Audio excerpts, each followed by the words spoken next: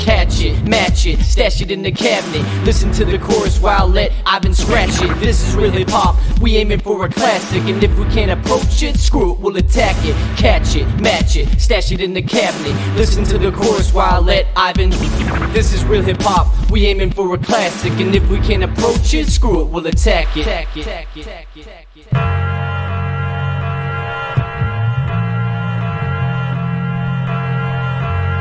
What you know about classic music?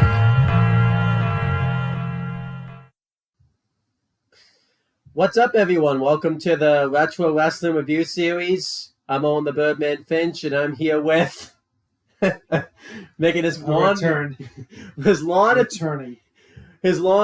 return to the Wrestling Fortune 44 YouTube channel since, I think, WrestleMania 30. Have you done a video with anybody else since then? No. So you're back. What's it like being back? It's all right. Okay, I guess. So let's make sure you're not rusty because you haven't done a video since the pandemic days, like right when it hit. Remember those days? Like, unfortunately, I do. Who doesn't?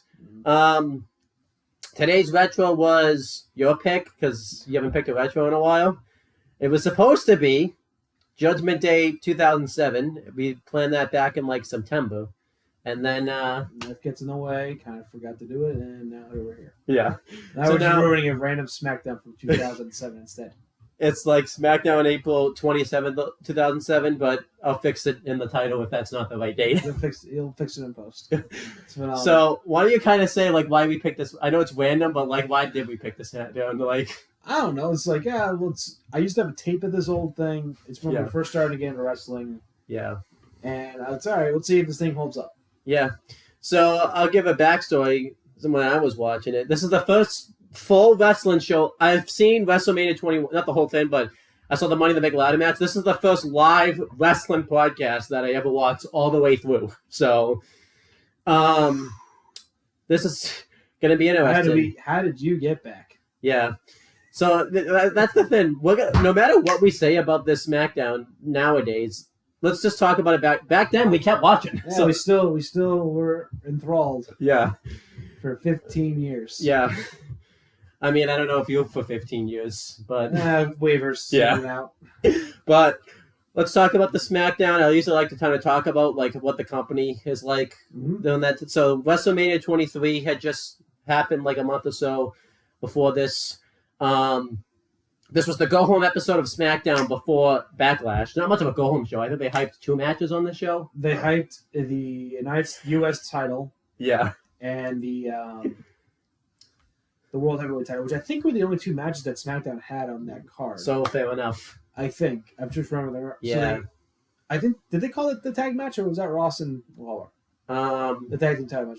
That was Raw because wasn't that Hody's and Lance Cade and Trevor? Yeah, so that was Raw. Yeah, but I remember that. I think so. But yeah, so SmackDown called the other one at Backlash between the 3 match at Backlash. Yeah, that's what it was.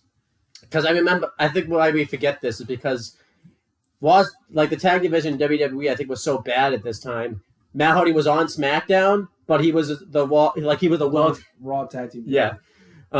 So it's really weird how that, because Jeff was a Raw guy, so it's like, I know we talk about it, the brand split, I remember in like 2017 was like really bad when they did that because no one really followed the brands. They were even bad about it in 2007, we just didn't know about it really. Well, if we were like as cynical as we were back then, as well as I am now. Yeah. Back then to be like, yeah, no, this ain't really going anywhere. Yeah. Which we'll probably dive more and more into when we get into the show. So let's start talking about it. It was in the UK. I think this is like, I know this was at the time. I think that's changed now, but where they would go to SmackDown and Raw, they would do it in the UK like 2 times a year. it would always be right after Mania, and for some reason, like right before Survivor Series. Yeah. I don't know why they worked it that way, but so this was in the UK. I do gotta say, I think what was good is I like the fact that the sets and the arenas of SmackDown and Raw look different because this is when they had the fist, but the ropes would be different colors. The ropes on Raw would be red, and the ropes on SmackDown would be blue. They actually tried to make them different shows. Yeah, it's terms of aesthetically, they're trying to do. I did enjoy the big UK flags, the double-decker bus, the telephone booth in the background. So it kicked off right with a brawl backstage between Batista and Mr. Kennedy, because week before this, Batista and Undertaker had separate matches with Finlay and Kennedy. I think Batista fought Kennedy. No, Batista fought Finlay, and Undertaker fought Kennedy. Yep. And Finlay, the other would interfere in the other match, Finlay, Kennedy's, and Kennedy, Finlay's. And they took out Batista and Taker, so this led to this backstage brawl. They brawled like right, I wouldn't say gorilla position, but it was like... backstage for the...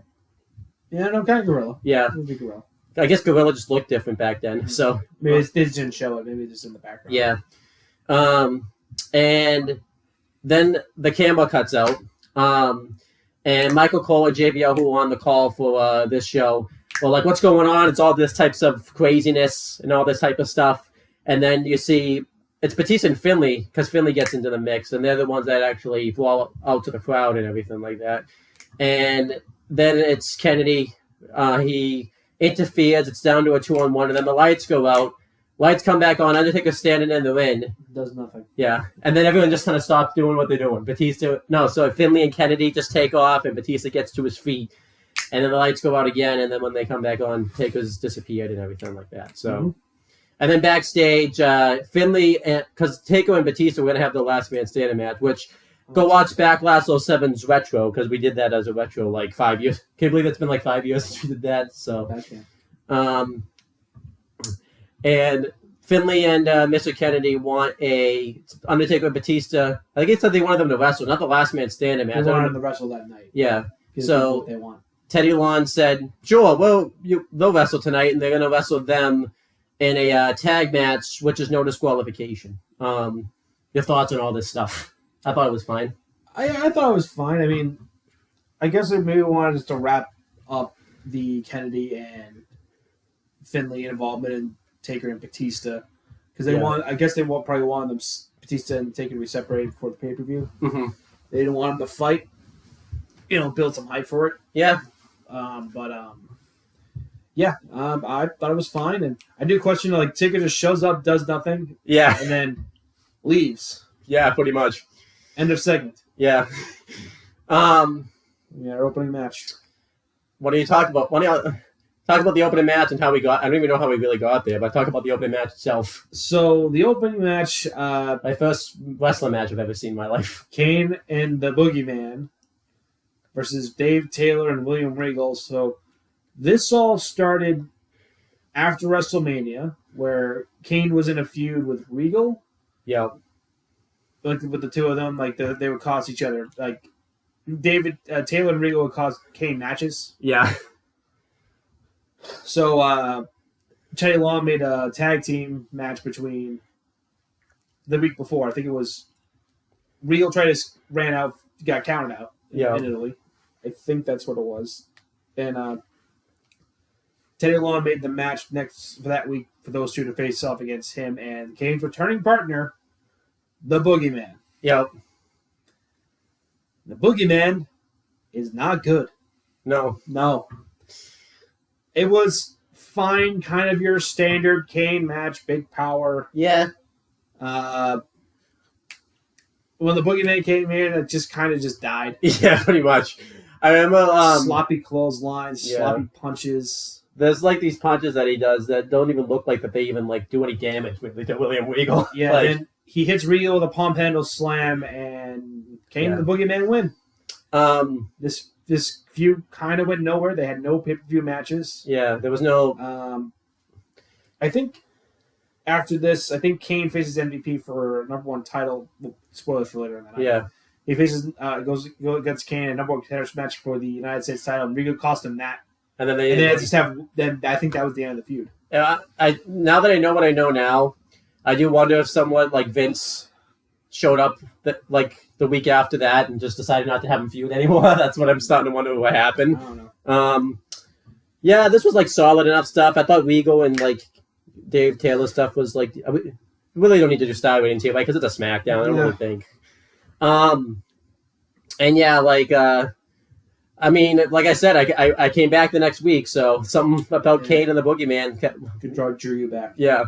I feel like, too, I say this now, I don't know, they really didn't do much with Regal and Taylor as a tag team. That could have been, like, a really good, like, aggressive, like, tag team, and all that type of stuff. If I remember right, they split during the draft. I think Regal goes to Raw. Yeah. Dave Taylor was on SmackDown with his new partner, a debut in Drew McIntyre. Yep.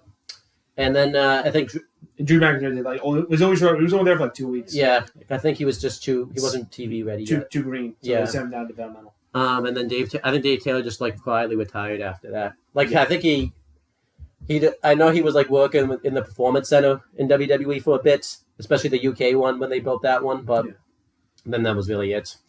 As for William Regal, you can just watch the SummerSlam. I do this now. I just reference other retros. So SummerSlam 2002 retro because we talk about him there. The only thing that's different now is he's possibly coming back to WWE and leaving AEW. We talked about that on the WWE Aftershock about all that stuff. Mm-hmm. And then we've talked about Kane before. Why don't you talk about the stellar career of the Boogeyman after this? So the Boogeyman after this basically kind of just appeared on SmackDown. Uh-huh. I think he dropped worms on Jillian's head, I think. Sounds right. It got sent to ECW. Yep. Had a feud with Big Daddy V. And that was kind of the end of the career. Like, he didn't win. He was written off TV. He got hurt. Yeah. And he faced off against a really bad wrestler. I know he just died recently, but yeah. But Big Daddy V was just terrible. Yeah, we've talked about him before. Yeah. Viscera, Mabel. Yeah. It's not good. That for the stellar career of Marty Wright, and then he makes sporadic appearances throughout the rest of his career. And WWE has a legend contract for a nice little, I guess now nostalgia pop. I guess he qualifies as nostalgic. I mean, people remember him, so yeah, I'll give him that. He may have been awful in the ring, but you know who the Boogeyman is. I don't know. You and I were talking about it. Like you were like, oh yeah, he was 40 at the time, and I even went to correct you and say, wait a minute, no, because in his Tough Enough, then he said he wasn't, but I forgot he lied about it. He lied about it. That's why he got disqualified. Yeah, he said he was in his 30s. He was actually 45. Which is funny because that's how like the Howdies got into the business. So it's like, yep. But they went the other way. They lied because they lied. They said they were older, not younger. Let me look it up. So yeah, continuing. Next was Brian Kendrick versus. Well, no. Next they advertised Thick and Them. They went to show an ad for it, and it was cut from Peacock because I think they probably can't show the ad. But probably not. They don't. Yeah, they don't own the rights to it. I think. Like if Peacock, I think if it was on Peacock, they probably would have shown it. But then it was Brian Kendrick with Paul London ringside versus Deuce with Domino and Cherry ringside. They had been feuding off and on. A week before this, Deuce and Domino like broke the longest reign in WWE, at least, you know, because obviously Demolition still had the overall record, but it was the longest reign like WWE tag team title record. Modern one anyways for London and Kendrick, which would last, till 2016. It would last a while. Yeah. Until the New Day broke it. I mean, the funny thing is, I know we talk about it, but London and Kendrick had that long run, but I think the only memorable thing about the tag title one is that ladder match at Armageddon, and not even the most memorable things about the match. No, it's Joey Mercury's face being blown up. Yeah. They had matches against the Pitbulls, and Regal and Taylor, and a young Damian Sandow and Idol Stevens. Yeah. I might have got that mixed up, but yeah. But so this match here, Paul London had broken ribs from doing that moonsault the week before. Yeah, he missed. Was it Kate? I don't really know. It was kayfabe. But this match was alright. I feel like it's really Brian Kendrick, which is funny that Brian Kendrick's carrying the match, and he's like a really young wrestler here. I mean, I know he had been in the business. Not at that point. He was in the business at that point for 4 years. Yeah. But compared to Deuce, it's like not. Yeah. You have like an interesting perspective on Deuce and because they were like your first tag team really that you knew. So you want to talk because you always like to talk about them, like bring them up, like bring them up like as like a crap gimmick. Yeah. So they come in, they win a tag titles. It's the most forgettable tag team run of all time. They had no pay-per-view. Well, no, sorry. They had one pay-per-view match against two old men, and Jimmy Snuka and Sergeant Slaughter. Which I think you forgot about until I told you today. No, I forgot. I completely forgot. I was going to say they had no pay-per-view matches, and I remembered, oh, wait, no. They had that as champions. And then they faced off against... They lost the titles to a team that was formed that night, the usual rivals that win tag belts, which is something WWE loves to do. Yep. Which, again, I was fine with because I found MVP and Matt Hardy to be entertaining. Yeah, they kept their feud going. Like, they would have had a Mania match had Matt Hardy not gotten hurt. And Deuce and Domino did nothing. They were never on TV. And they broke up early the next year, and both Domino was soon released. Yep. Deuce became Sim Snuka and failed to catch Undertaker, almost broke his neck. And that was pretty much the end of his career. And just two absolute flameouts as your tag champions. Actually, if you think about it, now that I think Sherry was out of the company August 2000. So they were all out of the company in like within a year. Yeah, like a year and a half. Eventually, going through the finish, Brian Kendrick hits the sliced bread. I don't know if it was called that back then, but and he goes to get the win, but Sherry gets on the apron, and she had like the roller skates, and I feel bad for her because like that's obviously not easy to do. Because, like I said, it's like a 1950s gimmick, and I think and roller skates were big in the 1950s. The roller skate. I mean, I would think Vince would. I would hope Vince would know that since he was there. So, and it allows. Paul London gets on the apron and is all upset about it. And Domino pulls London off the apron, and he falls ribs first onto the floor. And Brian Kendrick defends his partner because he's just being attacked, and then eventually. Deuce hits like a wicked enziguri and gets the win. He clearly missed his cue because nothing really happens for like a good 2 minutes. Yep. Like after this happens. So yeah, it's whatever match. And then I believe after this was MVP. No, you missed something. What am I missing? The Deuce and Domino interview. You know why I missed it? Because it sucked. Yeah. Move on. Next. Okay. Don't say it. It's terrible. Yeah. The weirdest thing about it, I'll just say this, is I think it was taped before the match because they don't even reference... They don't mention that in fact Deuce still has his jacket on. Yeah. And the toothpick and the sunglasses. Yeah. By the way, let me see if I get this right. Wasn't the relationship between like Deuce and... Wasn't Deuce supposed to be dating Sherry and like Domino was a brother, or was that... This was her brother, yeah. They kind of abandoned that, but... Yep. Then it's MVP. He comes out. This was when MVP was new to the company. He wasn't new to the business because he was in TNA for like a cup of coffee. And he had done a lot. He was in like all these... Michael Cole always mentioned it every time. Oh, he was in Inferno matches and cage matches and all that type of stuff. And he had just come off having a match with Chris Benoit for the U.S. title at Mania. Benoit's last WrestleMania match. And he was going to face Chris Benoit at Backlash 2007. And he comes out and he has the grand entrance, the MVP like blimp that he would come out of and everything. And he comes out and he says that he's going to face the best wrestler in the United Kingdom. And it's basically that gimmick where like, yeah, it's a jobber, but it's that gimmick where he says that it is the best wrestler. And I always get curious. I kind of watch it at this time because a lot of the wrestlers that were like enhancement talent coming up through the business are like pretty big stars now. Like you've seen like Matt Jackson like on a SmackDown get squashed by Mark Henry. So I was wondering if it was going to be someone from the UK, but we don't really know who this guy is. It's what was his name again? I forgot. I'll look it up. Give me his name. Yeah, he was like some Scottish thing. He came out very Scottish, and MVP just squashes him. The guy's wig falls off, and he gets a little bit of offense after that. And I even love when his wig fell off. Michael Cole didn't even know it was his wig. He just called it like his hair or whatever like that. And MVP ends up hitting the ball and elbow drop, a clothesline that spins him around, and the playmaker.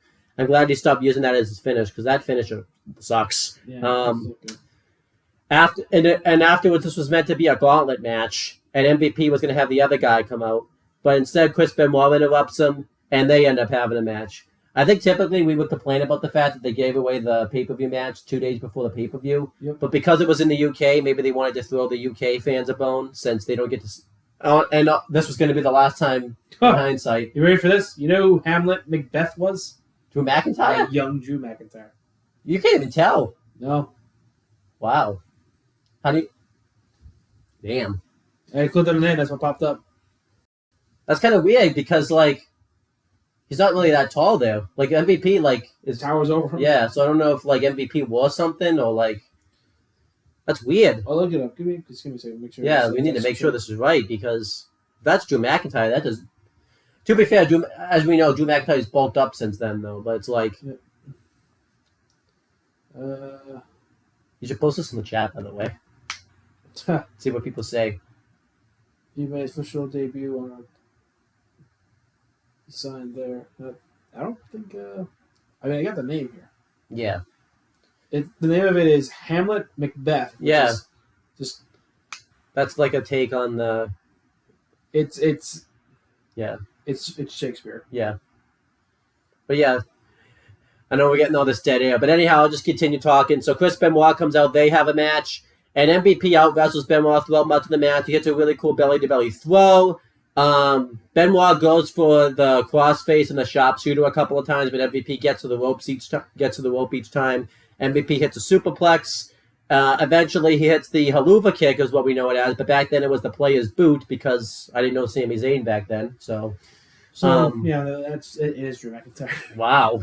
And then eventually Chris Benoit hits 3 German suplexes in a row, and then he goes for the diving headbutt, but MVP decides to take a count-out loss because he doesn't really see the need to wear himself out before the pay-per-view match. And, it's the typical WWE thing they like to do all the time to protect both wrestlers, but then we sit here and wonder why even book the match to begin with. But, again, I think I am going to give it a pass because with the benefit of hindsight, since this was the last time that the UK was going to be able to see Chris Benoit wrestle. And, Chris Benoit takes the count-out loss, and that was about it. Cannot win. Huh? Cannot win. Yeah. Decent stuff. I thought it was good. I like the MVP stuff. And it's kind of cooler now to know that this... I was originally going to come on here and say, I don't think that guy... But the fact that it's Drew McIntyre was Yeah. Should have guessed that, too. Scottish. Yeah. I knew he was in the company and everything like that, too, but I wasn't sure if, because it doesn't seem like it is him if you watch the match, too, and you don't do the research. So, Your thoughts on all this stuff? I thought it was fun. Yeah. MVP's a good heel. He's a good talker, and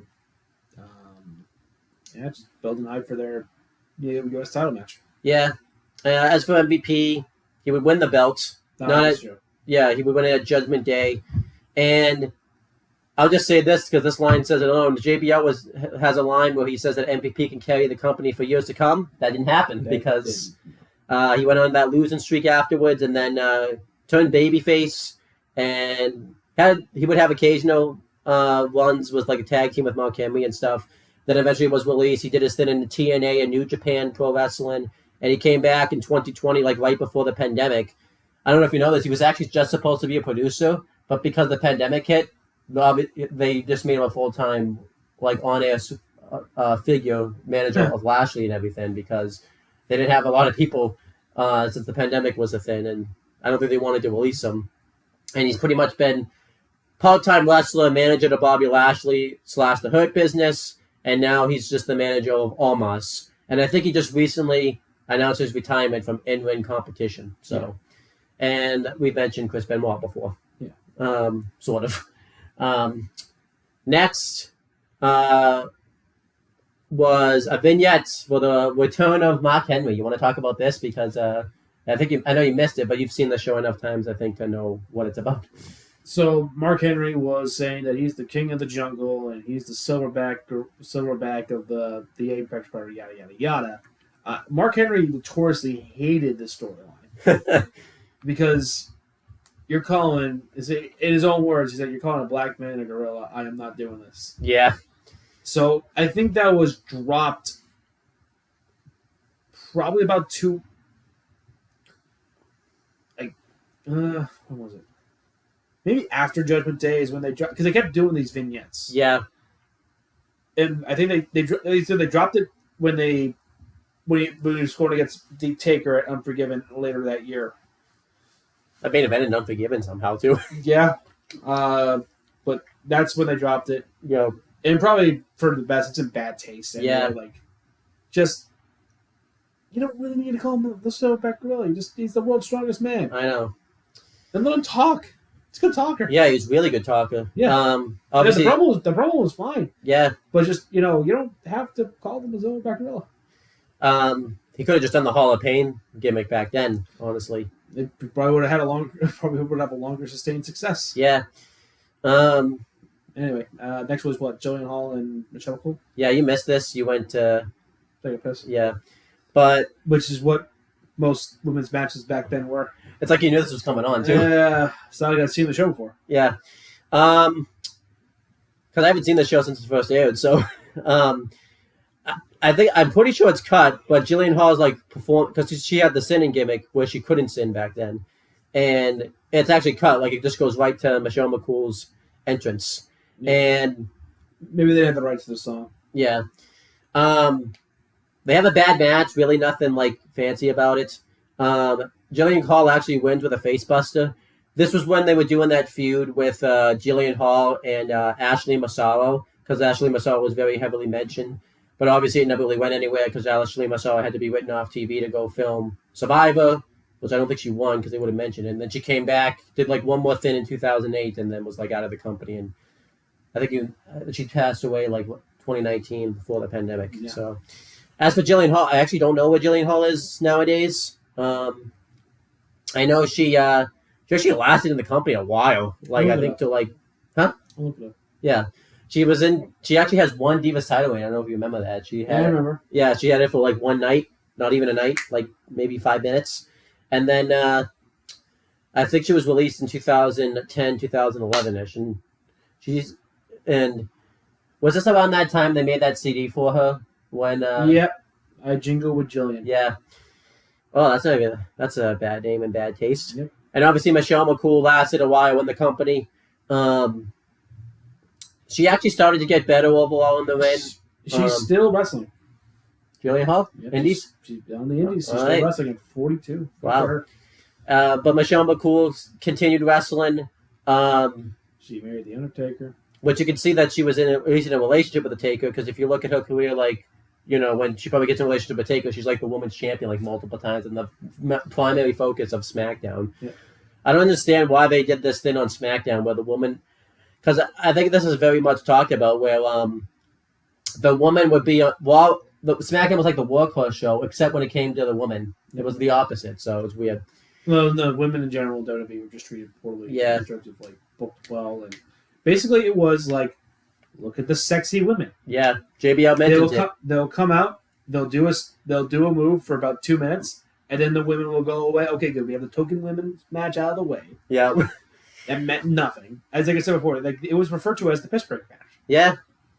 And John was an example of that on this today. Yeah, I didn't know it was coming either. It happened to be like, no, I don't know how this goes. This is going to be terrible. And funny thing is, I remember we talked about it when they started treating the women more carefully. They did it with the cruiserweights.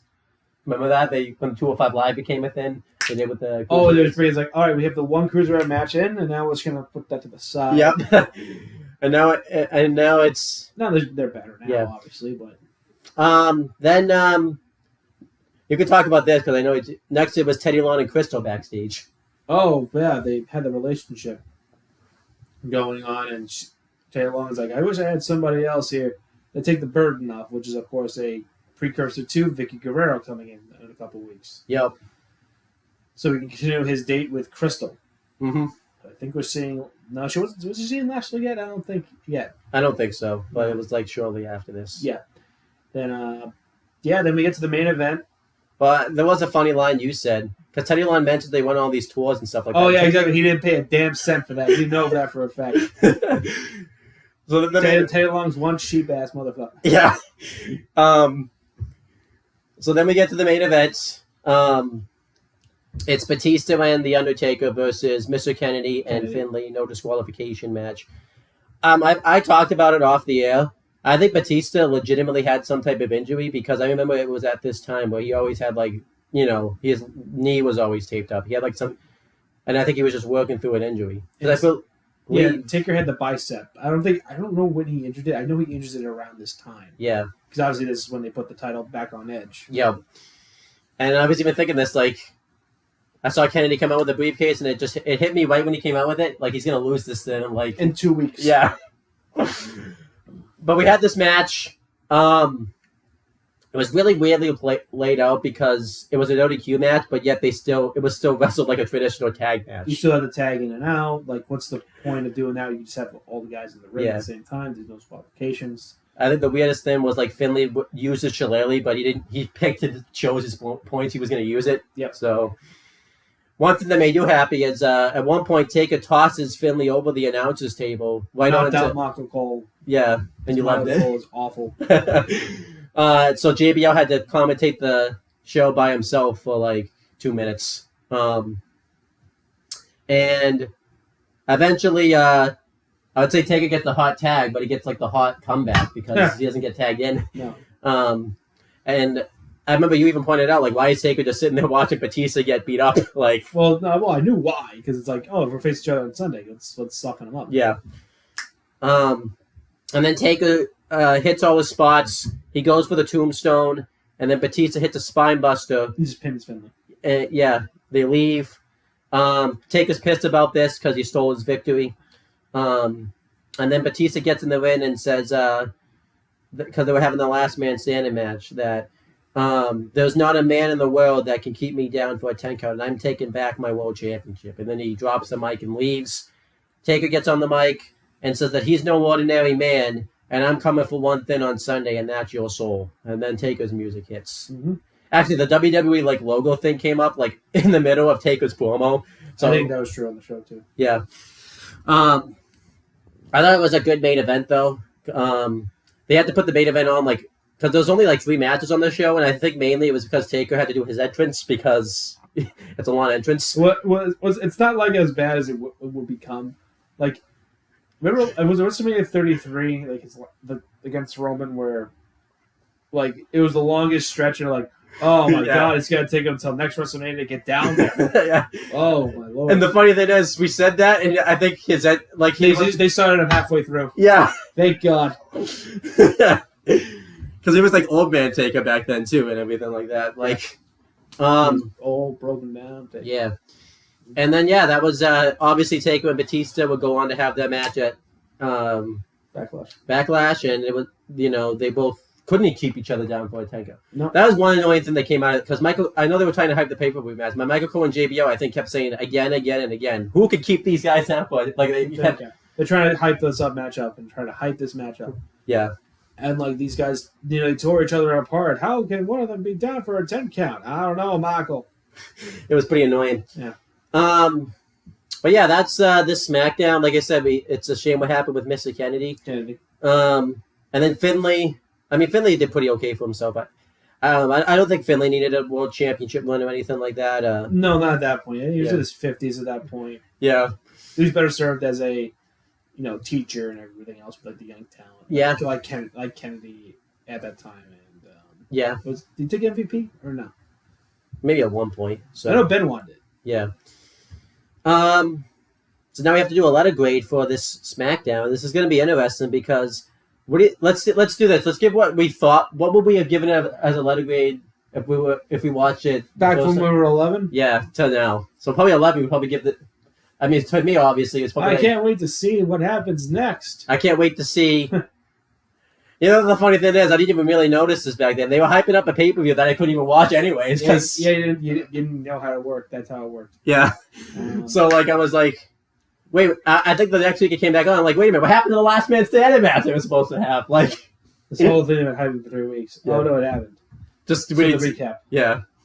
But, yeah, what would you get? What grade would you give it back then? And this is letter grades, too. I would probably give it a B.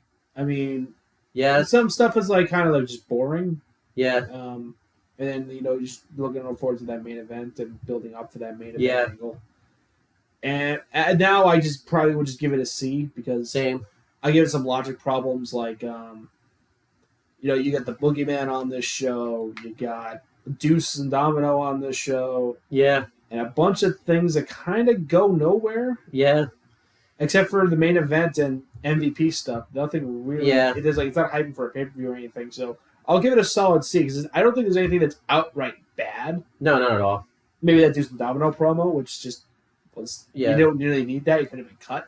I think what also helps is because it was in the UK, so the crowd. Yeah, exactly. It wasn't helps. like a dead crowd or anything. So Yeah, that helped that. Yeah, I agree. C show. Like I said, no matter what we say, we came back the next week. So, especially I came back the next week. So this was my first wrestling show. So, that's pretty much it, guys. We have that's the end of this retro. You don't have anything to plug or promote anymore, do you? Just nothing. Eat at Pravetti's. Yeah, sure. As for me, we're gonna see like future retros. The next one we have planned is WWF Backlash 2000, so that's gonna be a fun one. And we have some other stuff to look forward to, and yeah, that's pretty much it, guys. We will talk to you guys later. We doing all the classics, you heard it, then I grabbed it. Flow like Method Man, then run like I'm Rabbit. Soon as I hear the bass line, it be my FaceTime. Music's in my veins, so just in case I'm without my iPod or a media player, I'll check my